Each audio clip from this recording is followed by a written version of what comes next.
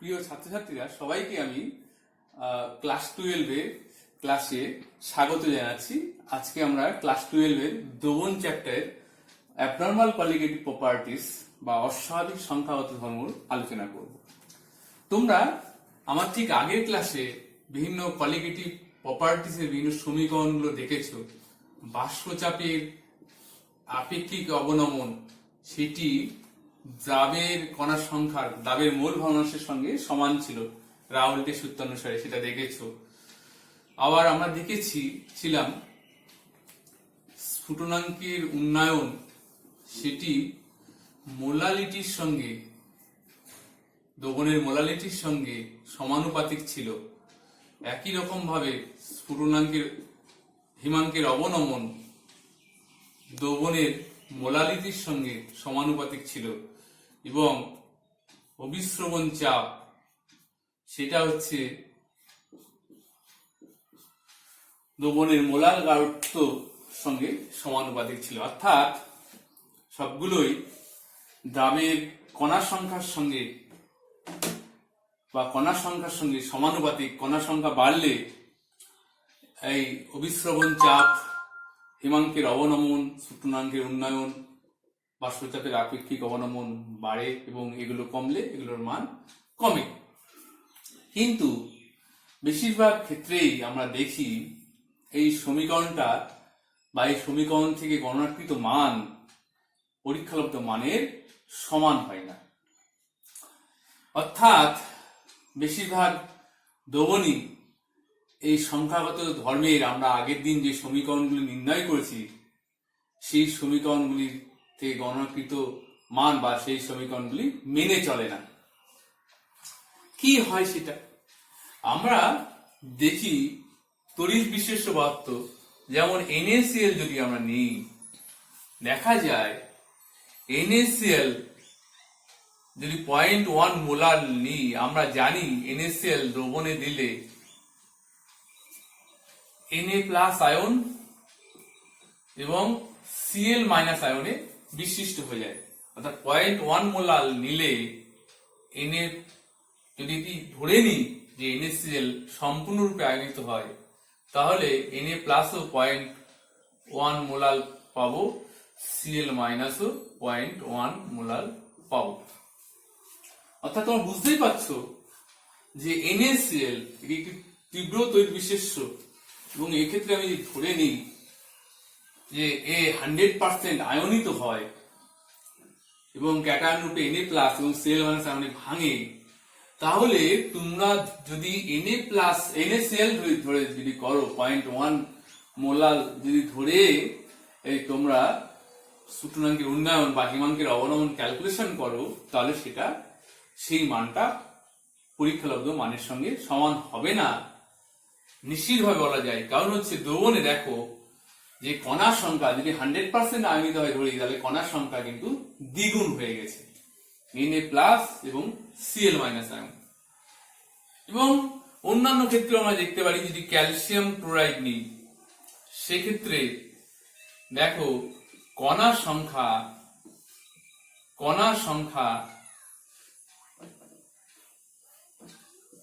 3 গুণ হয়ে যাবে। একটা Ca2+ আর দুটো Cl- 3 গুণ হয়ে যাবে। তাহলে এই যে তড়িৎ বিশেষ্য পদার্থ, এদের এই মানগুলোর মান সব ক্ষেত্রেই বেশি হবে।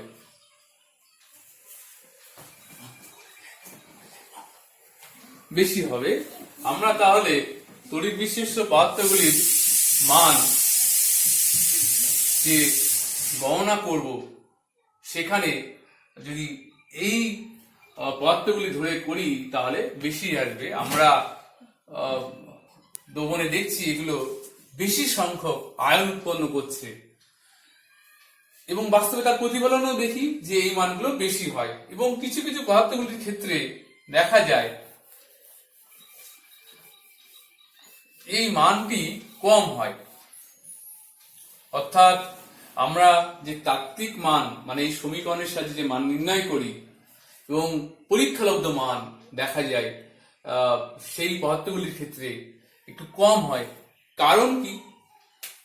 কারণ যে পদার্থগুলো সংযোজিত হবে, যেমন অ্যাসিটিক অ্যাসিডকে আমি যদি বেনজিন দ্রবণে নিই,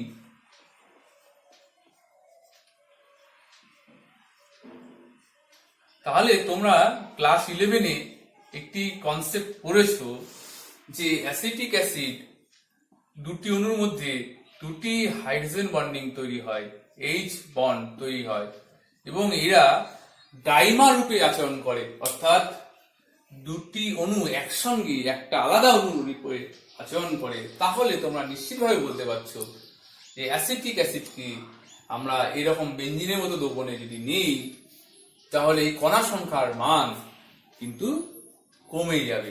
তাহলে এই ক্ষেত্রে আমরা দেখি যে কণা সংখ্যার মান কম হওয়ার কারণে এই যে বহিঃশ্রবণ চাপ, সূচনাঙ্কের উন্নয়ন, হিমাঙ্কের অবনমন, এগুলোর মান কম হয়। এইখানেই একটি রাশি আমাদের পড়তে হবে। এই সমীকরণগুলি আমাদের যেহেতু বাস্তব মান দিচ্ছে না, সেই বাস্তব মান পেতে গেলে, পরীক্ষাগত মান পেতে গেলে আমাদের নতুন সমীকরণের প্রয়োজন হলো, এবং সেখানে নতুন রাশির প্রয়োজন হলো। সেটি হলো ভ্যান টপ গুণক বা ভ্যান টপ ফ্যাক্টর, এইটির আমাদের প্রয়োজন হলো। সেটিকে আই দ্বারা প্রকাশ করা হয়, স্মল আই দিয়ে প্রকাশ করা হয়। কি সেটি সংজ্ঞায়িত ভাবে কিভাবে করা যায়?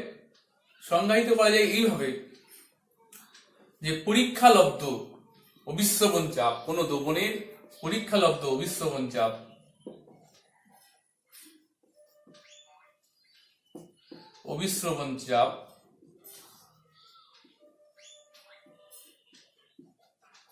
বাই তাত্ত্বিক অভিস্রবণ চাপ, এই দুটোর অনুপাতকেই বলা হয় ভ্যান টপ ফ্যাক্টর। কোন দ্রবণের পরীক্ষালব্ধ অভিস্রবণ চাপ ও তাত্ত্বিক অভিস্রবণ চাপের অনুপাতকে বলা হয় ভ্যান টপ ফ্যাক্টর। পরে এই রেশিওগুলো তুলনা করে দেখা যায় পরীক্ষালব্ধ অভিস্রবণ চাপ বাই তাত্ত্বিক অভিস্রবণ চাপ, পরীক্ষালব্ধ বাষ্পচাপের অবনমন বাই তাত্ত্বিক বাষ্পচাপের অবনমন, পরীক্ষালব্ধ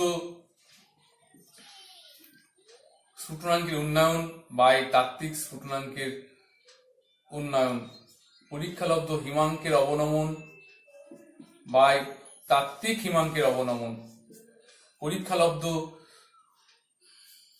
এটা তো আমি লিখেই ফেলেছি।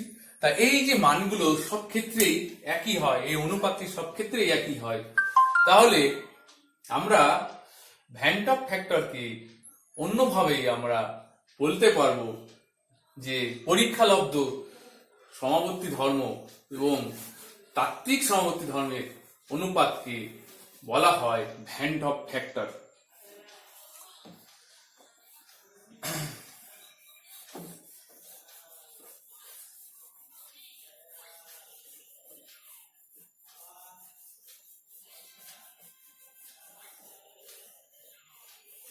এবার ভ্যান টপ ফ্যাক্টর আমরা যদি দেখি, কতগুলো ক্ষেত্রে আমরা দেখব ভ্যান টপ ফ্যাক্টরের মান এক হয়। কারণ বুঝতেই পারছো কখন এক হবে। এক হবে মানে এই সমীকরণগুলোই মেনে চলবে। এটা কখন হবে? যখন দ্রাব তড়িৎ অবিশ্লেষ্য হবে, অর্থাৎ দ্রাবর কণাগুলি দ্রবণে দিলে সেগুলো তড়িৎ বিশ্লেষ্য হবে না, আয়নে পরিণত হবে না। এরকম একটা পদার্থ যেমন যদি বলতে পারো যে গ্লুকোজ C6H12O6, এ সম্পূর্ণ সমযোজী পদার্থ এবং দ্রবণে দিলে আয়নে ভাঙবে না। তা এর ক্ষেত্রে ভ্যান টপ ফ্যাক্টরের মান কিন্তু 1 হবে। I greater than 1 কখন হবে সেটাও তোমরা দেখলে যে এরকম যদি তড়িৎ যদি পদার্থ হয় NaCl CaCl2, যারা দ্রবণে দিলে আয়নে বিশিষ্ট হবে, তাদের ক্ষেত্রে কিন্তু ভ্যান টপ ফ্যাক্টরের মান একের তুলনায় বেশি হবে। I less than 1 কখন হবে সেটাও দেখলে যে অ্যাসিটিক অ্যাসিড এটিকে বিশেষ বিশেষ কিছু দাহক যেমন বেঞ্জিন নিলে এ কিন্তু সংযোজিত হয় এবং সেক্ষেত্রে দেখা যায় যে আয়ের মান একের তুলনায় কম হয়। তাহলে আমাদের সমীকরণগুলোকে আমরা কিভাবে রিপ্রেজেন্ট করতে পারবো? ভ্যান অফ ফ্যাক্টর নিশ্চয়ই বুঝতে পারছো, মানে গুণক, মানে সমীকরণগুলির ক্ষেত্রে এই গুণ হয়ে যাবে I P zero minus P by P zero I গুণ X two del TB I গুণ কেবিএম ডেল টিএফ আই গুণ কেএফএম পাই আই গুণ সিআরটি। তাহলে এইটি হলো নতুন সমীকরণ যেখানে আমরা একটি রাশি পেয়েছি ভ্যান অফ ফ্যাক্টর গুণ করে, এবং এই সমীকরণটার সাহায্যে কিন্তু আমরা সব ধরনের পদার্থের ক্ষেত্রে আমরা অভিশ্রবণ চাপ, সূত্রাঙ্কের উন্নয়ন, হিমাঙ্কের অবনমন এবং বাষ্পচাপের আপেক্ষিক অবনমন অর্থাৎ সমস্ত সমাবর্তী ধর্মগুলি গণনা করতে পারবো যদি সব সমীকরণে আইটা আমি গুণক হিসাবে ব্যবহার করি। এবার প্রশ্ন হলো আই আমি কিভাবে নির্ণয় করব? আই নির্ণয়ের দুটি রাশিমালা আমাদের মনে রাখতে হবে।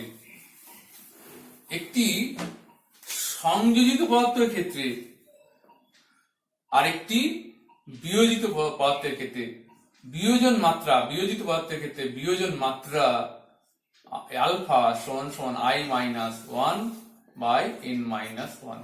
আলফা মানে বিয়োজন মাত্রা, মানে কতগুলি অণু নিয়েছো তার মধ্যে যত ভগ্নাংশ তুমি বিয়োজিত হিসাবে পেয়েছো। অর্থাৎ ধরো 100টি NaCl অণু নিয়েছো এবং তার মধ্যে তোমার 90টি NaCl অণু বিয়োজিত হয়েছে, তাহলে বিয়োজন মাত্রা 90/100। এটা তোমরা 11-এ পড়েওছো।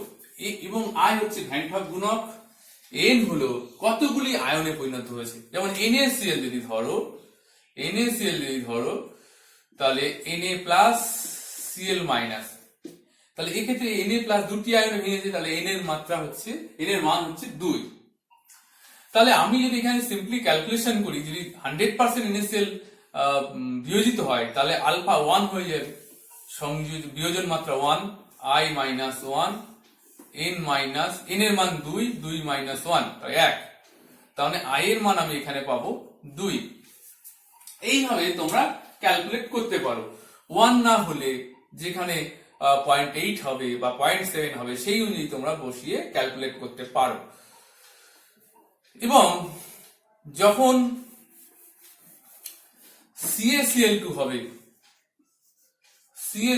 হবে তখন Ca2 প্লাস 2Cl মাইনাস 3টি আয়নে ভাঙবে, তখন n এর মান কিন্তু 3। তাহলে এইভাবে তুমি ক্যালকুলেট করতে পারবে। তাহলে এখানে একটা প্রশ্ন উচ্চ মাধ্যমিকে খুবই আসে যে 0.1 মোলার NaCl মোলাল, 0.1 মোলাল CaCl2, 0.1 মোলাল গ্লুকোজ এর মধ্যে কোনটির অভিস্রবণ চাপ বেশি, বা কেন জুড়েও যেতে পারে, অভিস্রবণ চাপ বেশি ও কেন, বা আরেকটিও জুড়ে দিতে পারে, তোমাদের জয়েন্টও আসতে পারে। তাহলে তোমরা বুঝতেই পারছো যে এইখানে গ্লুকোজে যা কণা ছিল বিয়োজিত হবে না, সেই সংখ্যকই থাকবে। এখানে 3 গুণ কণা তৈরি হবে। যদি 100% আমি বিয়োজিত হয় হয়নি, এখানে দ্বিগুণ সংখ্যক হবে, তাহলে নিশ্চিতভাবে এখানে কণার সংখ্যা বেশি হবে, CaCl2 এর ক্ষেত্রে কণার সংখ্যা বেশি হবে, তাহলে এর অভিস্রবণ চাপও বেশি হবে, এর স্ফুটনাঙ্কের উন্নয়নও বেশি হবে, এর হিমাঙ্কের অবনমনও বেশি হবে।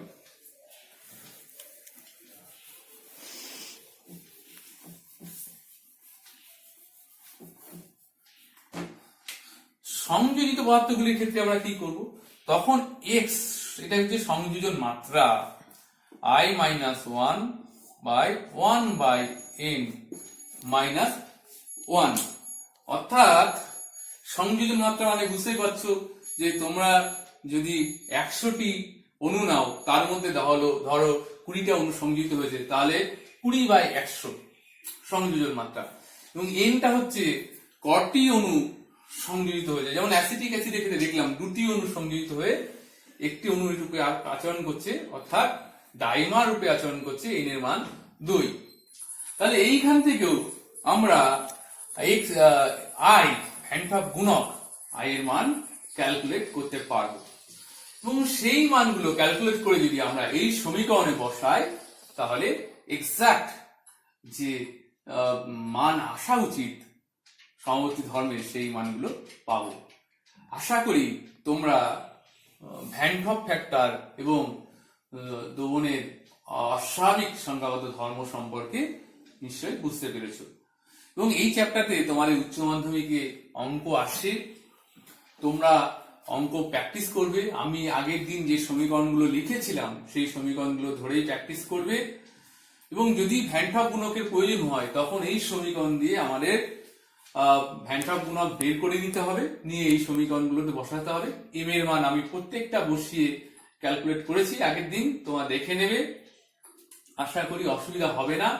যদি ভ্যান টপ ফ্যাক্টরের মান প্রয়োজন না হয় তাহলে 10 আমরা এই সমীকরণ দিয়ে বসিয়ে অঙ্ক করতে পারবো, মানে এম এর মান বসিয়ে নিতে হবে বা এখানে সি এর মান বসিয়ে নিতে হবে, তাহলে আমরা এখানে অঙ্কগুলো অবশ্যই পারবো। তোমরা বাইকে প্র্যাকটিস করবে এবং বুঝে বুঝে, অবশ্যই বুঝে বুঝে এখানে অঙ্ক আসার সম্ভাবনা বেশি। এবং কারোর প্রশ্ন থাকলে অবশ্যই আমাকে কমেন্ট বক্সে লিখবে। আজকে এই পর্যন্ত, সবাইকে ধন্যবাদ।